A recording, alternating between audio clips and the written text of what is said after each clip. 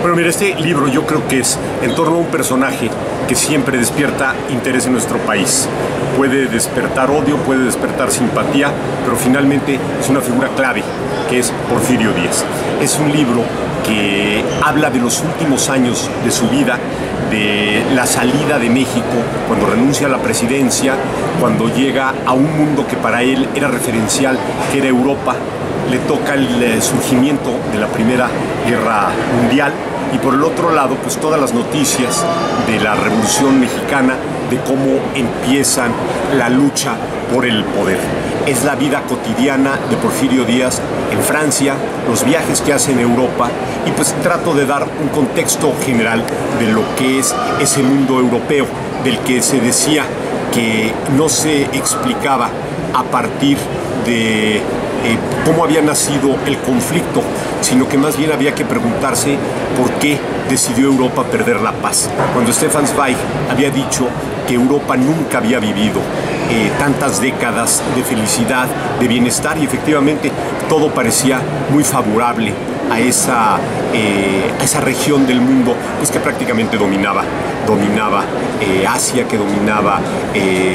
África, pues que eran los grandes imperios coloniales. Entonces, México, ¿qué papel tenía en esto? Lo vemos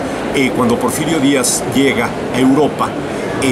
Al poco tiempo pues es recibido y con una gran bienvenida por parte de casi todos los jefes de Estado, Alfonso XIII de España, el Kaiser Guillermo de Alemania, el presidente de Francia, va a Italia, va a Egipto, y pues él tenía un gran reconocimiento y sobre todo era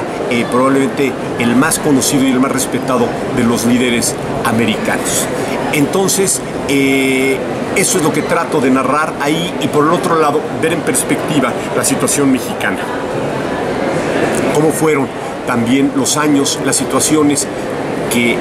tuvieron que ver con la caída de Díaz, una ya complicada relación con los Estados Unidos y sobre todo lo más importante, cómo Porfirio Díaz no tenía claro el modelo político de sucesión.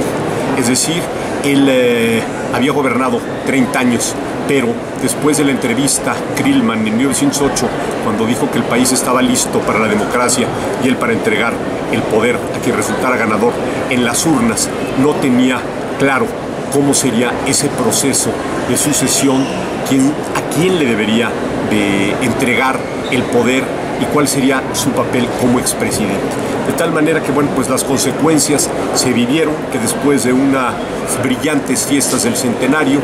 empieza a descomponerse la situación política que lleva Díaz a que en mayo de 1911 renuncie, que llegue a Francia y muera ahí en julio de 1915.